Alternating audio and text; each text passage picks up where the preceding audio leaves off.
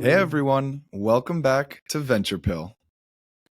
Yeah, first up this week, we have Infinite Machine, which just announced a $9.3 million seed round led by Andreessen Horowitz through its American Dynamism Fund to fuel the transformation of transportation in a post-car future. Next, you'll hear about SuppCo, the platform started by the founder of GroupMe, Splice, and Blade that makes it easy to manage your supplement stack, hot off their $5.5 million seed round led by Union Square Ventures and True Ventures. Love the first two companies in this week's Dose Partner. And lastly, stick with us for a breakdown on Waymo, which just raised $5.6 billion in Series C funding led by Alphabet. The company epitomizes the future is now, with their autonomous rideshare vehicles already on the road today. The future truly is now, and truly an awesome lineup this week, partner. Super excited to jump in. Here we go.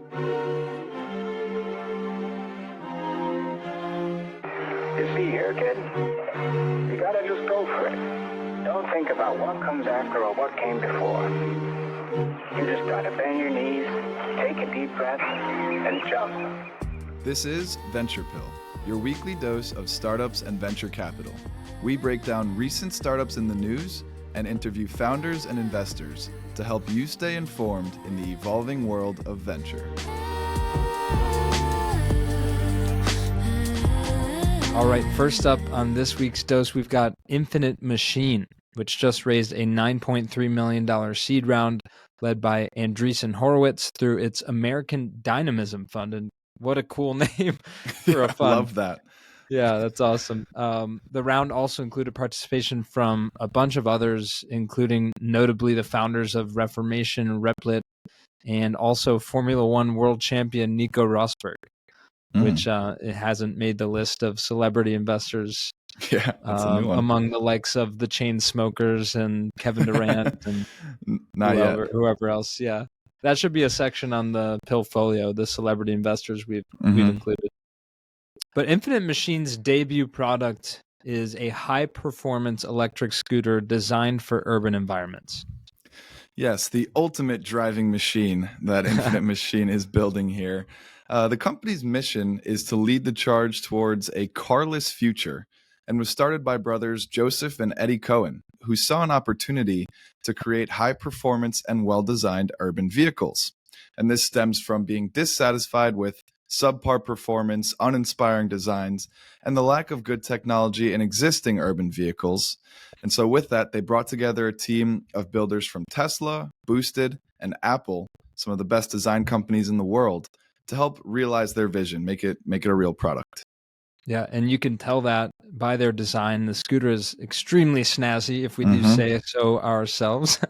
You can take a look at the website for more details, and they got a lot of specs in there that we do our best here to go into detail here. But in short, it kind of looks like the Cybertruck, but that style of sleek design, but in scooter form. And I don't know if they'd like that comparison because they kind of throw a jab in their marketing on the website at the Cybertruck. Like the future is not giant electric pickup trucks, but rather, more personal vehicles here. And so that's their idea, and that's their bet on the future of transportation is this scooter that fits 1 to 2 people comfortably, has a removable and rechargeable battery just by a normal outlet that you have in your house, and it's got 60-mile range. So pretty simple specs there already. It goes up to 30 miles per hour if you don't have a motorcycle license, but for those with a license, it goes up to 55 miles an hour. So it kind of reminds me of how jet skis have different keys that allow you to go a little bit faster. I remember growing up as a kid, I couldn't do the 50 plus mile an hour one. And then once I got my hands on that puppy, whew, no license Pedal required. To the metal. Yeah. If you can hold on. Yeah, I actually didn't know that that's how jet skis worked, but that actually makes perfect sense. And Yeah. running joke in my family is I am a terrible jet ski driver, so probably good they gave me the beginner set of keys when the few times I've had a chance to get behind the wheel. Yeah. Getting more into the ultimate driving machine here, this scooter by Infinite Machine. So it's got a modular design. So there's an attachable trailer, there's a speaker, which is an awesome feature, room for extra cargo and also extra batteries, as many as 2 or more for longer trips. So boost that 60-mile range up to 120 or 180 if you're going longer distance. Additionally, they prioritize safety, which is exactly what you'd want to hear. First, they have anti-lock braking system, ABS, for improved braking safety. They've got front and rear cameras for collision detection, road threats, and insurance claims. The battery is fire resistant with a UL2271 rating, which I take it is pretty prestigious in terms of the fire resistant battery scale. You gotta look no further than Northbrook, Illinois, for the Underwriter Laboratories right there, headquarters. Nice. And lastly, on touching up on their safety here, they plan to make future enhancements to the bike through over-the-air updates. So while you mentioned they kind of took a jab, maybe it was a little bit of a playful jab at Tesla and the Cybertruck, both with the design and this over-the-air continuous software update model. Seems like, those designers that they brought in from Tesla seem to have carried over some of the great features that have made Tesla as strong a company as it is today. Absolutely. Yeah, and with that also security, and which I think is a calling card for Tesla as well. A 24/7 GPS vehicle tracking. They've got alarm system with notifications that trigger a siren, immobilize the vehicle, and display a message to the thief. Immobilizes if moved from the last seen location. It's got a front electronic wheel lock and a rear motor lock and secure underseat storage. So this thing is virtually unstealable. You could throw a baseball at it and it wouldn't dent, just like the Cybertruck. Yeah, no, this is a really slick bike. So you might be wondering, what's the cost for such an innovative scooter? And the answer is I'd say a fair $10,000. Definitely, that's a lot of rides on like a Lime or Bird scooter, some of those scooter companies that popped up around Austin. But if you think about the long term, if this lasts a while, you think about the money saved on gas and the time saved being able to go 30 miles per hour or so on a scooter, I think it's a little bit more justifiable. And it's cool, right? Like if you think about it more as a motorcycle, that's probably a good deal compared to some of the other competitors out there. And as for timing, the products will start shipping next summer. And so the question is, would you, Sam, ever ride one of these around Chi-Town? I thought about it, and it is living in an urban environment. You have a lot of choices. You got public transportation. You could walk, you could bike, you could use the scooters or the bike systems that exist today. But I feel like there's still, and it's different levels, like how much are you willing to spend? How much distance do you need to cover? And there's still, I think that in between like public transport and a bike or a scooter, like the Lime scooters, that this company and like a moped style bike would fit into. And it seems like the coolest one that I've ever seen, and an electric one and one with all these great features. If I were to ever invest in one, I would certainly give this a lot of thought and be part of the future of transportation.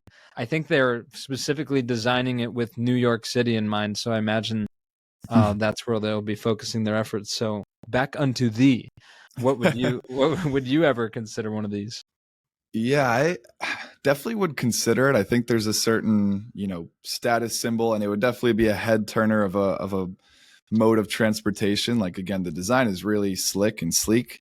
That said, it feels like the streets currently in New York are maybe a little too hectic, at least in my mind, to be whipping this thing around. I feel like I don't see that many motorcycles just because cars totally dominate the road out here. That said, part of the goal here with Infinite Machine is to alleviate or decongest some of the traffic in these urban areas. So that vision I'm all about. If we can, get the roads a little clearer and less hectic and have more people biking, or ideally, some combo of biking and walking and public transporting, I think that would be a mission accomplished. And I'd love to see that amongst all of our cities, right? Just thinking about all of the emissions that come from cars and traffic and whatnot. So that's a pretty roundabout answer, I would say. I'd say the answer is yes, but it depends. Well, there you have it. Well, we'll see what things look like in 2, 5, 10 years from now in the post-car future, and we're going to talk a little bit more about transportation in the future of how that may evolve in the context of our third company this dose. So stick around. But before we get there, we've got our second one, and that is SuppCo, which just raised a $5.5 million seed round led by Union Square Ventures and True Ventures. The round also included participation from Box Group, Compound, and Friends of Family. Now, this app is deemed a supplement companion, and the platform is carefully designed to help you personalize your supplement stack and keep track of it over time. And I love that term, supplement stack. We'll get into more of what that means here shortly. Yeah, super interesting. But before we dive into the product, we wanted to quickly highlight the founder first, since his journey and background is quite unique and impressive. The founder of SuppCo is named Steve Martocci, and he is quietly one of the most prolific founders we've ever come across, having started 3 companies before this, those being one, GroupMe, which is a group messaging platform. I know you and I definitely, especially in college, had a lot of group chats, and just it's a good way of organizing a big group of people, easier than a big group text, perhaps. Additionally, he also founded Blade, which is a successful helicopter and jet transportation service out of New York City, right here. And lastly, he also founded Splice, which is a popular music sharing platform that some of our more musically inclined friends you mentioned had shown you before, and I'm sure, is a relatively popular platform. It is. It's pretty cool. Basically, yeah, in short, you can share snippets of sounds or instruments or vocals, and people can subscribe to that library and use those in their songs.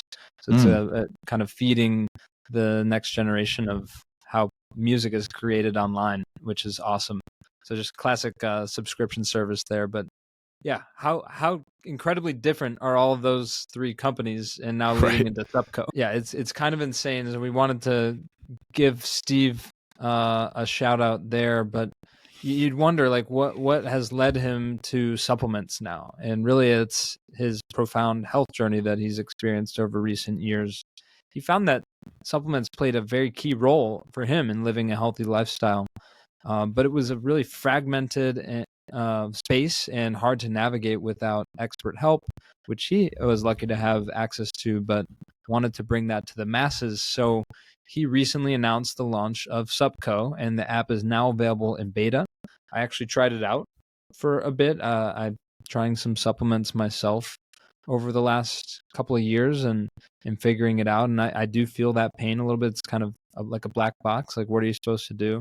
And so basically, if you're already taking some, you can input it in there, the exact ones that you're taking, and it will give you like a score, and they've got a nice database. We'll get into more of those details. But I thought it was pretty cool and encourage you to check it out. Yeah, no, I definitely got to check it out. I've been off my supplement game personally as of recent, but I had a strong phase of trying a bunch of different things and definitely liked some of the stuff I tried. And so SuppCo has a grand mission, which is helping you be healthier through supplements. And this is actually a bigger challenge than it may sound like. There are so many steps to making supplements work. Different supplements work differently. Not to mention, as you alluded to, there's just a lot of noise and competitors in the supplement space. How do you know if what you're taking is actually doing anything?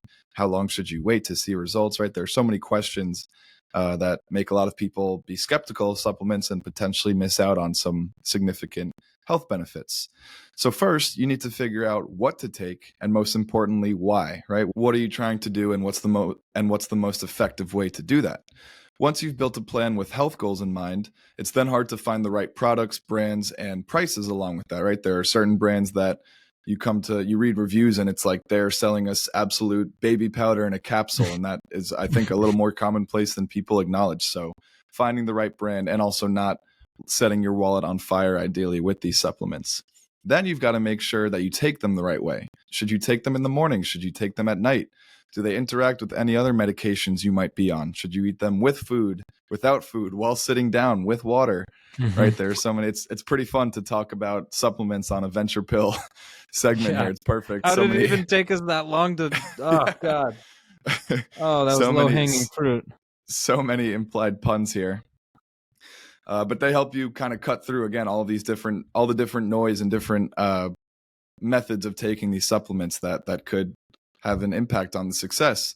And finally, you have to track your results. Most people tend to stop taking a supplement in the first 30 days, which is typically before any measurable effect can actually be seen. So having a way to track your results and stay consistent with these things, right? Like most things in life, you're not going to get it in the first 30 days. Like you need to get a routine going and get more consistent with it. And then you might start over the longer term, start seeing some significant results. Yeah. So SuppCo really addresses all parts of that journey and makes it super easy and efficient to build your stack and stick to your plan. Today on the site, you can go on there, which we always have it linked. You got over 160,000 products indexed by their ingredients, searchable by text or by barcode scanning. There's this trust score component that rates the brand quality with over 500 brands evaluated by 29 key attributes. You've got 70 plus protocols covering 15 different health goals in there. You can do stack sharing and management, plus a stack analysis tool to help you optimize your routine. And then you've also got the ability to smart schedule to help you never miss a dose and take your supplements the right way. Maybe we could get Venture Pill in on as one of the supplements, so you help you never miss your weekly dose of startups and venture capital. Yeah, I think our listeners would be our listeners could use that, right? Add it to their stack of other supplements they're taking, part of a well-balanced diet. But yeah, really a comprehensive product. And I mean, 160,000 supplements index, that's like just a very valuable database. And you can trust that you can compare different brands and different products and get a little bit more of a consensus on what the best solution for you might be, depending on, again, what you're trying to get out of these supplements. And so a little bit more on the unique business model at large here. We're going to actually quote Steve Martocci here. It's a long quote, but we found it worthwhile. Everything you find on SuppCo is free. We don't sell your data to third parties. We have affiliate links on our product pages, but our content is independent and we aren't counting on them to pay the bills. I like that transparency. We're confident in our future co-op-like membership model and have raised money from top venture capitalists in the industry who share our values and support our obsession with doing the right thing for the customer. I've worked with Union Square and True Ventures for over a decade in his 3 previous ventures, and never once have I been pushed to make decisions that didn't further the long-term mission of the business. Yeah. How could you ask for anything more? Alignment. We've talked to several VCs and founders, and we ask them, like, what are you looking for in investors? And it's oftentimes compared to a marriage. Like, you got to make sure you're very much aligned value-wise at the deepest level, and not get misaligned on sacrificing quality or short-term success for the long-term vision. And clearly that alignment is there. So that's kind of a cool look into the brain and the philosophy of this multiple-time founder in Steve. So I appreciate that transparency. And to wrap up, they really plan on introducing this improved business model for the industry sometime next year, where incentives are going to be much better aligned, and certainly interested to see what that will look like. Yeah, no, agreed. This is an awesome company. Curious, Sam, what, if you don't mind sharing, what supplements have you been testing out recently? Because I got to get back into the game myself once the paychecks start coming in. I got to say, I tried out Function Health, which we covered a couple months ago, maybe like around E132 or so. You have to look back, but you can always search Venture Pill Function Health. It'll pull it up. And that recommended to me some top supplements as well as foods that I should prioritize to improve my results. And so I waited a little bit and I didn't really act on the results, but then I was like, all right, that's probably, if I do my next test, I'm going to want to have changed my routine, my habits a little bit, see if I can improve. So I went with the top suggested ones, and it was like a multivitamin, which I had been taking. I had tried Athletic Greens in the past, but have weaned off of that. There's like a fish oil one and a couple of other ones that I honestly hadn't heard of before, but one was for glucose support, and they were very specific to my lacking areas. So I'm interested to see, like mentioned, it takes a little bit more than 30 days to see if I can do this over the next few months and see how it compares in my test results, that's going to be pretty cool to see. Yeah, no, keep me posted. I know I'm thinking back to what I used to take. Fish oil is a classic. Lion's mane, right? Mushroom powder. But yeah, no, I mean, I think it's a little bit maybe of a hot button or debated topic, but I believe in the efficacy of supplements and think that they are an important part of getting nutrients that you can't necessarily easily get in your diet. And with that said, evidently so does Union Square Ventures and True Ventures and the whole other plethora of investors that supported SuppCo's seed round. So off to a great start and excited to see their next update and just where this company goes. All right, closing out this week's dose, as Sam hinted at earlier, we have another mobility company. This time it's Waymo, which raised a $5.6 billion Series C to expand their autonomous ride-hailing services across the United States. For those of you keeping score at home, 5.6 billion is the second largest fundraise we've ever covered in Venture Pill history, just a smidge behind XAI's $6 billion fundraise. That's Elon Musk's AI company, which we covered a good couple months ago. But unbelievable, 5.6 billion. Yeah. The round was led by Alphabet, supported by Andreessen Horowitz, Fidelity, Tiger Global, T. Rowe Price, and others. And so getting into the company, I'm sure many of our listeners have maybe already seen Waymo on the streets by them. I know in Austin that's not necessarily Waymo, but there's some other competitors that have been autonomously driving through our streets and occasionally causing traffic for a little while now. But Waymo is based in California and is a leader in autonomous vehicle technology with a mission of making transportation safer and more accessible through its Waymo Driver, which is a fully autonomous driving system. The startup currently operates in several cities, including San Francisco, Los Angeles, as well as Phoenix, and has begun expanding services to Austin, as well as Atlanta. Yeah, and this is an extremely innovative company, as you said in the intro. The future is really right now. It's crazy to see those on the streets.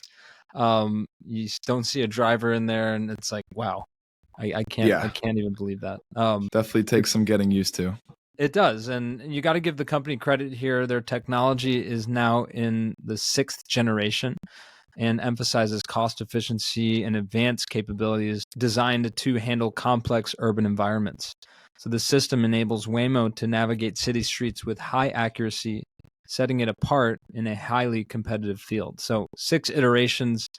I'm sure the more data that is fed into this system, the better it can navigate the complex streets and all the different scenarios it can encounter, which is no simple feat. So it's pretty cool. Yeah, no, I completely agreed there. And yeah, they actually mentioned that in the press release on Waymo's website, of course, linked in the show notes, that basically, while AI has only burst onto the scene in the past 2-ish years, let's say, and given this is their 6th generation, Waymo has been working with AI since before it was a household discussion topic. So they've really had a lot of time to improve and refine their tech. And you mentioned a highly competitive field. So let's get a little bit more into the market opportunity and a little bit more of a context on the competition out there. So the autonomous driving sector continues to grow, spurred by advancements in AI, as well as a global push for safer, eco-friendly transportation options. And with cities worldwide exploring autonomous vehicles, Waymo's current partnerships and expansion plans position it to be a central player in a market that's projected to reach substantial growth by the late 2020s. So you and I were talking about this before the show. It feels like for the past 10 years or so, there's been some chatter and rumors swirling about autonomous vehicles eventually becoming a thing. Seems like right now we're pretty much in the thick of it. The future is now. And in the next 10 years, maybe the later half of the next 10 years, it feels like it'll be pretty normalized to see it within all of our streets, at least in highly populated urban areas, to be pretty loaded with autonomous vehicles. Yeah, it's so cool to see. And Waymo has been at the forefront, really, the only one to operate a commercial robotaxi service in several major metro areas. And with this $5.6 billion, they're going to be pouring the fuel on this lead and hopefully maintaining, if not growing, the lead in the market. And while autonomous vehicles present an attractive option for certain demographics, such as maybe women with safety concerns or parents seeking reliable transit for their teens, A Pew Research Center survey cited by CNBC indicates that nearly 2/3 of Americans remain hesitant to ride in driverless vehicles. And I know you and I kind of share some of that hesitancy in looking at those vehicles. And you said you've been in one, right? Yeah. No, I've been in one. I was with some friends in Austin a couple, I guess 6 months ago at this point, and someone had like an exclusive access code to it. It wasn't Waymo, but a similar, autonomous Uber platform. And we got in it, and it was just so weird from the start. Like, you realize there's no driver there. The steering wheel is still moving. Like, the car is obviously starting to move. It was kind of cool because we could blast whatever music we wanted at top volume and talk as loudly as we wanted. Like, we didn't have to worry about being respectful to a person who's driving a car or anything like that. But yeah, it was definitely a little bit weird. And I think it really just comes down to a trust thing, right? Like, this is definitely a hurdle, and it even for me, who's more inclined to adapt and adopt new technologies, like, it was still weird. But so was Uber at first, right? Like, getting into a stranger's car. And you just mentioned how some women have safety concerns, rightfully so, with getting into a random Uber driver or standard taxi driver's car, which this helps kind of alleviate some of those concerns. Yeah. Same thing with Airbnb as well, right? Letting a stranger into your house. So all of these innovative paradigm shifting startups were met with initial trust concerns, understandably so, but just over time, and as you continue to educate and really surround people with more and more of these taxis, I think that hurdle will eventually become flattened, and people will realize, like, hey, it's cheaper, it's arguably safer. Why not? And I would also add, in terms of competitors, I don't think we mentioned any, but I know in one of Tesla or Elon Musk's recent Tesla announcements, he alluded to a robotaxi as well. So just goes to show that several of the biggest, most innovative tech companies in the country, in the world, really, are all starting to come around to and invest in this opportunity. And obviously, Tesla's been on that train for a little while with their cars. But so moving forward now into some traction as well as their partnerships, Waymo has achieved significant traction, now providing over 100,000 paid trips per week. So at least 100,000 people trust them. And that represents a tenfold increase from last year. So pretty explosive growth experienced by Waymo in 2024. Additionally, the company has expanded its partnerships, including a collaboration with Uber to integrate Waymo Driver into ride-hailing services in Austin and Atlanta. So next time you and I are in Austin, we might be able to take an autonomous Uber. Yeah. These collaborations, along with Waymo's work with local governments, reinforce Waymo's role as a central leader in this growing, evolving industry. Yeah, so as we said, they're going to need to grow that lead with Elon Musk by himself alone is a scary competitor, but you got plenty of others, and everybody's going to be looking to make waves in this space. So they're going to look to expand the service beyond LA, San Francisco, and Phoenix, where they operate today. By next year, they plan to serve additional riders in Austin and Atlanta through the Uber partnership, which we'll have to try out. And the roadmap includes expanding autonomous ride-hailing fleets, refining vehicle software, and growing partnerships more to enhance public accessibility in other regions. So they're going to have a lot of money to put to work and areas to expand. It's like a space race, right? It's the autonomous driving race. Yeah, I just doubling down on what I said earlier, and I think you agree with, like, I really think by the later half of the next decade or 10-year period, I think we'll be seeing a ton of these autonomous robotaxis, autonomous Ubers, really on all of our streets. And it's kind of in the similar vein of Infinite Machine, which we started with, of like maybe making traffic at least a little better. Granted, it's still cars on the road, but maybe an autonomous driver would be a little bit less inclined to cause traffic like a human driver. And right, at least road rage and people cursing out other drivers, right? How many times are you in a taxi? Or I guess at least in New York City, there's already been a couple times.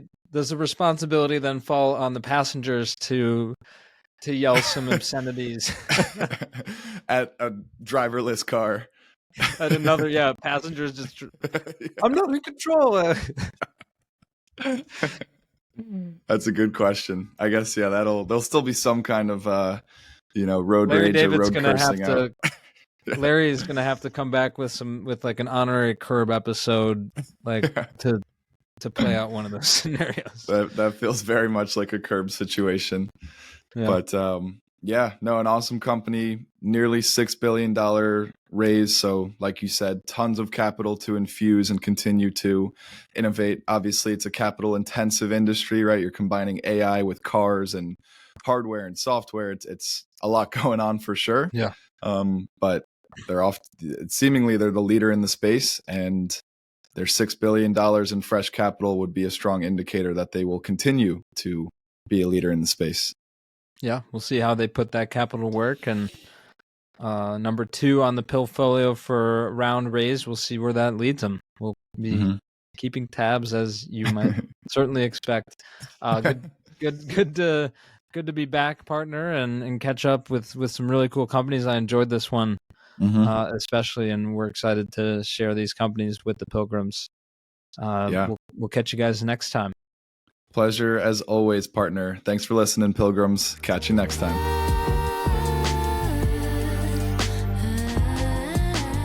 Thanks for listening. Join us next week for another dose of startups and venture capital. And as always, we appreciate our Pilgrims spreading the word about the show. Share with your friends and help someone else make the pilgrimage. See you next time.